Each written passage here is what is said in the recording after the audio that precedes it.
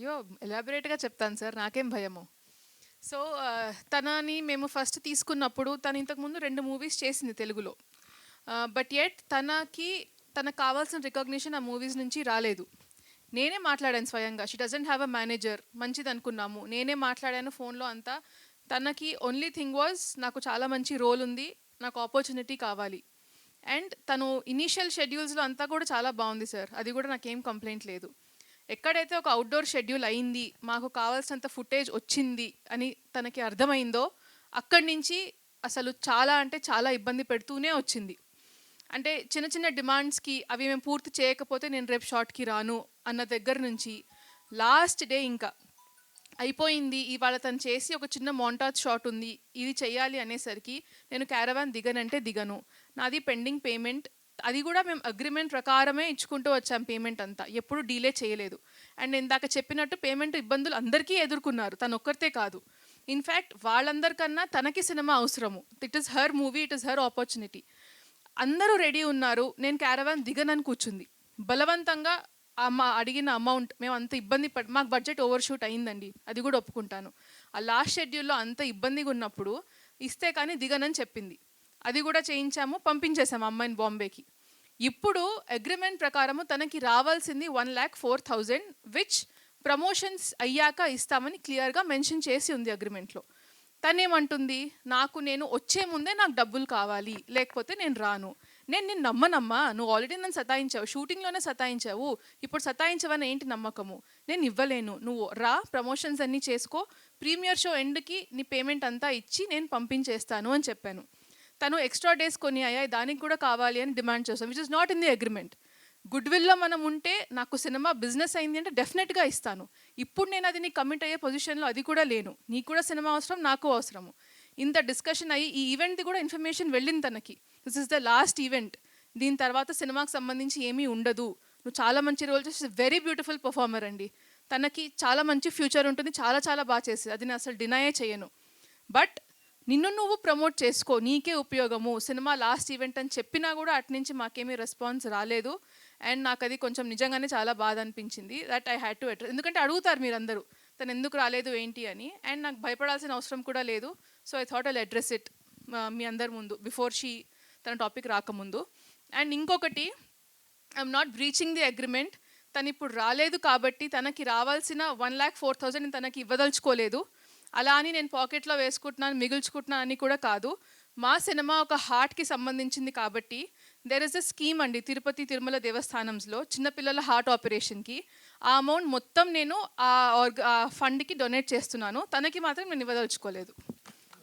Sir Kiran గారు, ఇప్పుడు అంటే మీడియా సమక్షంలోనే అది చేసేస్తుందండి, ఆ పేమెంట్ కూడా చేసి.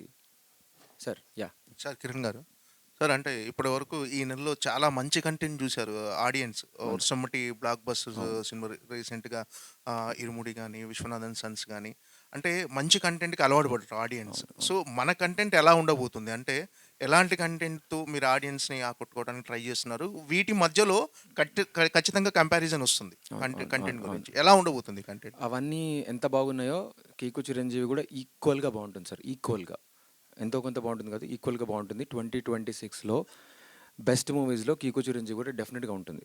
కంప్లీట్లీ ఇది స్టోరీ విన్నప్పుడు కూడా నేను హీరో అవ్వాలని చేయలేదు, నేను కూడా ఇప్పుడు హీరో అవ్వాలని. దీంట్లో కాన్సెప్టే హీరో. సో ఈ కాన్సెప్ట్ చాలా బాగా నచ్చుతుంది అందరికీ. కంటెంట్ ఇది ఆ మూవీస్కి ఎక్కడ 1% కూడా తగ్గకుండా ఉంటుంది మూవీ వైజ్గా. దీప్తి గారు, సాధారణంగా సినిమా ఇండస్ట్రీ అంటే కొత్త వాళ్ళకు ఇదో మాయా ప్రపంచంలా కనిపిస్తుంటుంది. అంటే మీరు మీ భర్త గారిని హీరోగా పెట్టి ఈ సినిమా చేయడానికి, అంటే సినిమా ఇండస్ట్రీ అంటే ఇక్కడ సక్సెస్ రేట్ చాలా తక్కువ. సో మీ ఇన్వెస్ట్మెంట్స్ అన్నీ పెట్టి ఇంత రిస్క్ చేయడానికి రీజన్ ఏంటి? అంటే హీరోగా ఆయన చూడాలని మీ కోరిక, లేకపోతే ఈ సబ్జెక్ట్ మీద కాన్ఫిడెన్స్ ఏంటి అసలు మీరు చేయటం? లేదండి, మేము యాక్చువల్లీ మా జర్నీ ప్రొడ్యూసర్స్గానే స్టార్ట్ చేసాము. తను హీరోగా చేయాల్సింది కాదు. మేము ప్రొడ్యూసర్స్గా మాకు ఒక లైన్ తీసుకొచ్చారు వెంకట్ గారు. అది మాకు చాలా నచ్చి దగ్గరుండి డెవలప్ కూడా చేసుకున్నాము మా ఇన్పుట్స్తో తీసుకునే. స్టోరీ అంతా రెడీ అయ్యాక చాలామంది హీరోస్కి అప్రోచ్ కూడా అయ్యాము. మాకు డిఫరెంట్ ఆన్సర్స్ వచ్చాయి. కొంతమంది రెమ్యునరేషన్ దగ్గర ఉంటే, కొంతమంది సినిమా బడ్జెట్ మినిమం ఇంత ఉండాలి అనడము, కొంతమంది 1 year వెయిట్ చేయండి అనడము. ఇంకా మాకు అర్థమైంది ఏంటి అంటే we have to go with newcomer only. And అప్పటికి మా పేపర్ మీద ఉన్న బడ్జెట్కి అంత బడ్జెట్ ఇంత మంచి స్టోరీ ఒక న్యూ కమర్కి it will be a blessing. And అప్పటికే he was supposed to do ఒక పోలీస్ రోల్ ఇందులో. ముందు నుంచి ఎక్స్పీరియన్స్ ఉంది, ఇంట్రెస్ట్ ఉంది. సో అలాగా పోలీస్ రోల్ నుంచి హీరోకి వచ్చారు తప్ప ఆయనను లాంచ్ చేయడానికి అలా ఏమీ సినిమా తీసింది కాదు ఇది. లీడర్స్ అందరూ కూడా మంచి వాళ్ళండి, చాలా ఎంకరేజ్ చేశారు. కొత్త వాళ్ళు అన్ని చూశారు కదా, దాని మీద నేను అడుగుతున్నాను అనమాట. మీకు ఎంతవరకు మీ మీద జడ్జిమెంట్ కుదిరింది? మీకు ఈ మూవీ మీ సక్సెస్ మీద మీకు ఎంతవరకు ఫెయిత్ డెవలప్ అయిందని అడుగుతున్నాను సార్. ఈ మూవీ అంటే ఎవరైనా వేరే ప్రొడ్యూసర్ చూసి అంటే వీడు పర్ఫామ్ చేయగలుగుతాడా లేడా అని చెప్పి చూస్తే మాత్రం డెఫినెట్గా నాకు ఆఫర్ ఇచ్చేస్తారు. ఈ మూవీ చూస్తే మాత్రం 100% అది. Great sir. ఇప్పటి వరకు ఒక నాలెడ్జ్ వచ్చేసింది కదా మీకు. భవిష్యత్తులో సినిమా రిజల్ట్తో సంబంధం లేకుండా మీరు మళ్ళీ ప్రొడక్షన్ చేస్తారా, లేకపోతే హీరోగా చేస్తారా, ఎలాగా? కీకో ఎంటర్టైన్మెంట్స్ నుంచి మంచి సినిమాలు వస్తూనే ఉంటాయి సార్. ఇలాంటి కంటెంట్ ఉన్న సినిమాలు వస్తూనే ఉంటాయి. సైమల్టేనియస్గా నేను నా వల్ల అయినవి కూడా నాకు ఆపర్చునిటీ వస్తున్నాయంటే చేస్తుంటాను, లేదంటే మన దాంట్లో చేస్తుంటాను. రెండు విధాలు రెండు జరుగుతూనే ఉంటాయి సార్. ఓకే. 28వ తారీఖు మీ సినిమా రిలీజ్ అవుతుంది. ఇంక మరో 3 రోజులే ఉంది కాబట్టి Yes, sir. All the very best sir. కొంచెం ఇంకా వీలైనంత బాగా చేయండి. All the Thank you very so best. much.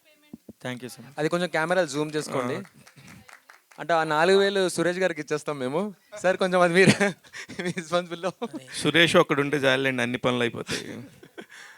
Sir hero గారు దీప్తే కెమెరా సార్. హీరో గారు హీరో గారు ఎక్కడ సార్?